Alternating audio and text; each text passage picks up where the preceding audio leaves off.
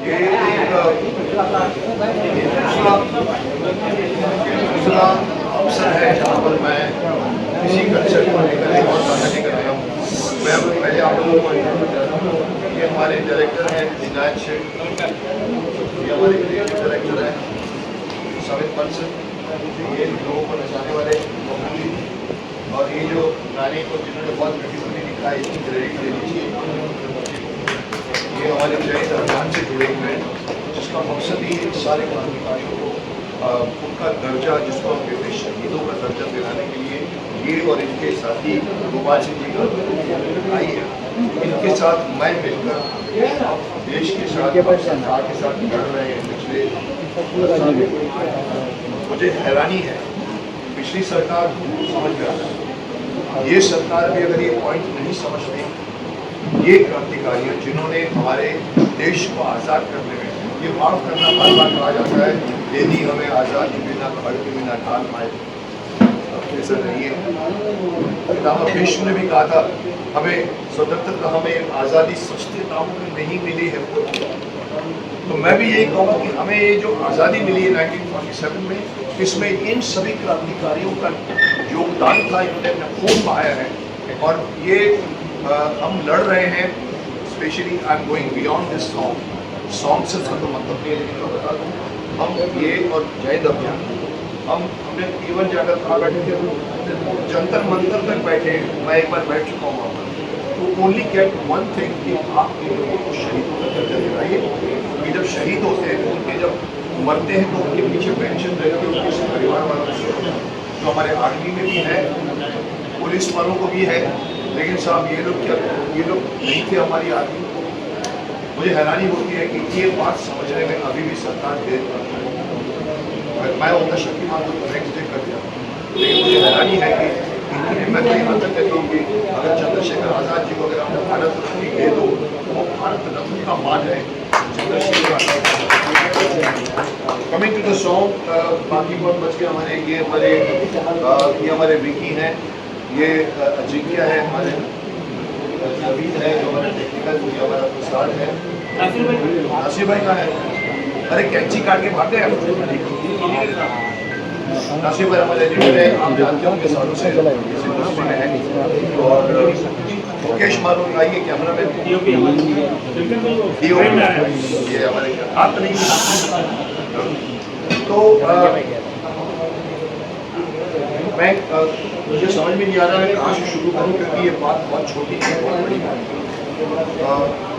मुझे कहते हुए कभी कभी हैरानी होती है कि मैं आप भाई कोई भी बात नहीं करेगा प्लीज़, मैं इसी बार डांट चुका हूँ, इस बार डांटूंगा, क्योंकि लोगों ने लिख दिया स्वागत है। क्यों बात करते हो, कौन बात कर रहा है, राजू बात कर रहा है। मुझे हैरानी होती है ये पूछते हुए लोगों से।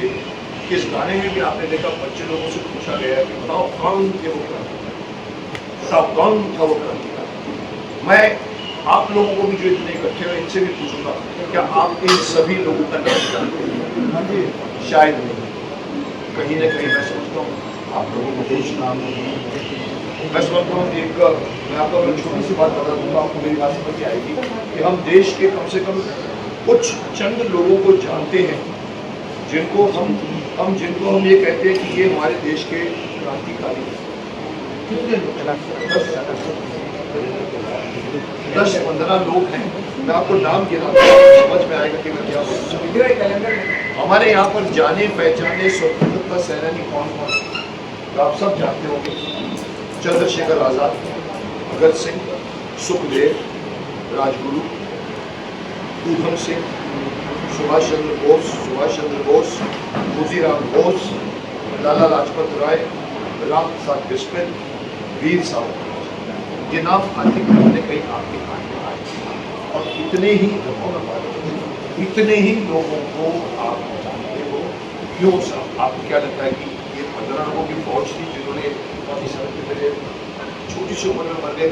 नहीं साहब, इसके अलावा मैं आपको बता दूं, इसके अलावा मैं आपको कुछ नाम गिनाता हूँ, शायद आपने कुछ सुने भी ना। मीरा आर्या, बाबू गेंदे,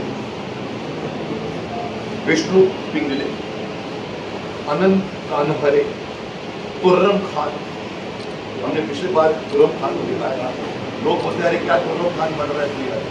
खुर्रम खान एक्चुअली सिर्फ यूज होता था पर साहब हैदराबाद के क्रांतिकारी खुर्रम खान, वीर गोकुल सिंह जाट, वीर भाई कोतवाल,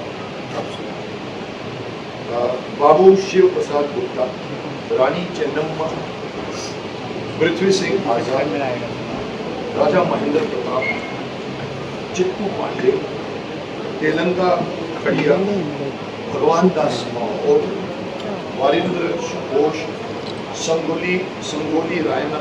ये चंद नाम मैं आपको गिना रहा हूँ और आपको बता दूं कि लिस्ट बहुत बड़ी है साहब। ये देखिए हम लोगों ने ये हमारा चंद्र जैन अभियान की तरफ से ये हमारा साल का कैलेंडर निकल रहा है।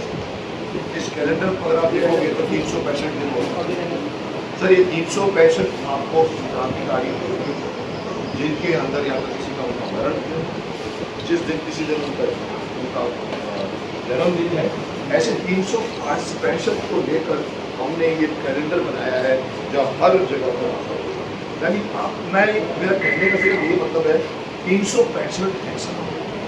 और हम जानते हैं 8-10 इस गाने का मकसद सिर्फ यही है कि वो 365 तो और भी more than 7,000। Can you imagine? शर्म आनी चाहिए हमको। 7,000 लोगों ने किसके लिए जाना? अपने घर वालों को फायदा नहीं था। आज तो देखिए इलेक्शन लड़ते हैं सर, लेकिन मकसद होता है पैसा कहाँ से कमाया जाए, करने क्या है, बिजनेस में। सब उन लोगों ने अंग्रेजों के खिलाफ फिर गए थे और इतने क्रांतिकारियों को नहीं जानते थे लोग और नहीं जानते थे। ये बात मुझे बहुत टाइम से खल रही थी, तो मैंने हम लोग ने बैठ के गाना बनाया, ये आज़ादी के पक्ष में बहुत अच्छा लिखा है। और मैं आपको बता दूँ ये नंबर 2 सॉन्ग है, नंबर 3 आएगा, 4 आएगा, 5 आएगा, 10 आएगा, 15 आएगा। I will try to release every 2 months and there we will be able to come to a stage जहाँ शायद ये बच्चे भी नहीं बोल पाएंगे, वहाँ पर फिर मैं बताऊँगा या गजल बनाएगा। और साथ ये इम्पोर्टेंट गाना है। मैं आपको अभी देखो कुछ दिनों पहले मेरी गुजरात में विश्व गुरु जी, मेरी गुजराती पहली और 5 साल के बाद मैंने एक फिल्म के रूप में किया।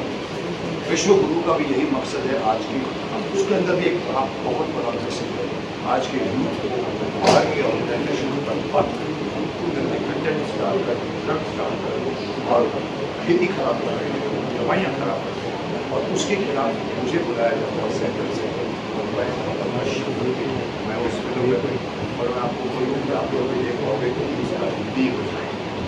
और मैं आपको बता दूँ जो एक न्यूज़ की उस गुजराती पूरी फिल्म में एक बंदा हिंदी बोल रहा है, बट मैं अभी जाके सूरत में फीवर देख कर आया, चकित रह गया कि बहुत अच्छी बनी है फिल्म।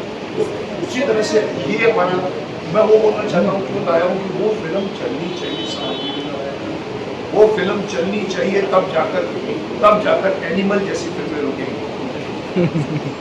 आपका मैं खिलाफ हूँ भी और नहीं भी। लोग कहते सर 500 करोड़ कमा लिया, तो कहते सर पैसे से क्या होता है सर? 500 करोड़ आपने कमा लिए साहब, आप 70 करोड़ को आप रिकॉर्ड करें, पैसे तो आपने कमा लिए। लेकिन आपको मैं बता दूँ कि अगर मैसेज गलत जाता है, नेवर क्रेडिट एनी फिल्म जिसने पैसे कमा लिए। लोग जो बोलते हैं अरे साहब आप उसके खिलाफ तो उसकी टीआरपी बहुत बड़ी है सर, करोड़ों लोग देखते हैं। मैंने कहा लेकिन फिर भी गलत है। मैं यही बोलना चाहता हूँ कि एनिमल जैसी फिल्में जो गलत संदेश देती हैं, और भी कितने फिल्में में नहीं देखा, लेकिन ऐसी फिल्में बनना या हमारे धर्म को फॉलो बनाते हैं।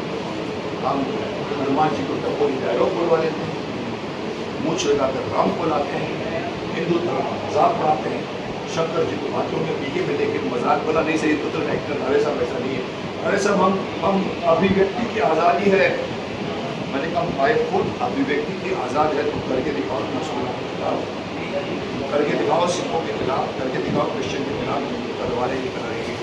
ये हिंदू धर्म है जो चुप बैठता है, मेरे साथ भी बोल जाता है, मतलब बोलेगा मुकेश जी क्या इंटरैक्ट करेगा, आपस में बातें होगी, संधि हो जाएगी, 5,000 करोड़ का, 500 करोड़ का, 500 करोड़ का, ओबीसी रोकना पड़ेगा ऐसे दूसरों को। मुझे शर्म आती है कि वो लोग मुस्लिम नहीं है, किसी और धर्म के नहीं है, हमारे हिंदू धर्म के ऊपर हिंदू धर्म के खिलाफ बनाते हैं। तो मकसद क्या होगा? सिर्फ पैसा कमाना, टीआरपी, टॉर्चर एंगल। सब उनको कैसे सेंसर पास कर देती है? आदि पुरुष को कैसे पास किया गया जो बाद में सब लोग आप खड़े हो गए, अरे ऐसा नहीं है साहब, ऐसा नहीं है साहब। महाभारत को भी चेंज कर देता है। एक तक बोलने में खड़ा हो गया था, मैंने कहा एक तक तुमने महाभारत में सब What I'm trying to say today is that song like this should be encouraged. आप लोगों को, सब लोगों को इसको बेहतर बनाना चाहिए ताकि देश के गांव के अंदर के बच्चों को मालूम पड़े कि ये हमारे घर। ये मेरा एक छोटा सा प्रयास है। मैं कभी मुझे कभी नहीं बोलना चाहिए, बट आप लोग जैसे लोग बोल जाते हैं, अरे मुकेश जी आप बोलते हैं इतनी इंडस्ट्री से कोई नहीं बोलता। सर मुझे हैरानी बोलिए सर, मेरा साथ दीजिए। इस तरह की पैट्रियोटिक फिल्म, मकसद की फिल्म, हर फिल्म के अंदर एक मैसेज होना चाहिए, नेगेटिव नहीं पॉजिटिव। कहीं ना कहीं मैं चाहता हूँ कि ये और मैं सिर्फ आपसे पूछना चाहूँगा कि आप लोगों की राय, आप लोगों को कैसे लगे? पिछला आपने पहला देखा था, अभी दूसरा हमने इसको बहुत पिछली बार तो हम फटाफट आए भी करके निकल गए थे। मैं सिर्फ पूछूँगा आप लोगों से, आप जोर से आवाज़ से बोलिए, आप लोगों को कैसा लगा?